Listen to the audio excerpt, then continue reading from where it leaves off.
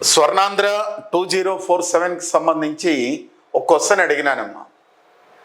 ఇక్కడ ఏంటంటే నిన్నటి సమావేశంలో కూడా నిన్న కార్యదర్శి ప్రిన్సిపల్ సెక్రటరీస్ సమావేశం ముఖ్యమంత్రి అధ్యక్షతన జరిగిందండి.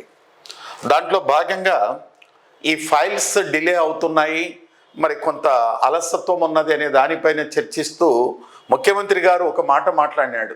ఏమని మాట్లాడినాడంటే, మనము స్వర్ణాంధ్ర 2047 అనేది పెట్టుకున్నాం. ఈ స్వర్ణాంధ్ర 2047కి నాటికి ఆంధ్రప్రదేశ్ ఆర్థిక వ్యవస్థ జీడిపి విలువను $2 ట్రిలియన్ పెంచాలా, తలసరి ఆదాయాన్ని కూడా సుమారు $42,000 పెంచాలి అని నిన్న కూడా మాట్లాడినాడు. ఇలాంటి చాలా సందర్భాల్లో ముఖ్యమంత్రి గారు కానివ్వండి, పత్రికల్లో కానివ్వండి అంశాలు వస్తున్నాయి. అందువల్ల మీకు ఇక్కడ ఒక పాయింట్ అయితే పెట్టాము. ఈ పాయింట్ అయితే నేను చెప్పాను, మరి ప్రస్తుతం ఎంత ఉన్నది అనే దానిపైన మీకు క్వశ్చన్ అడిగినాను.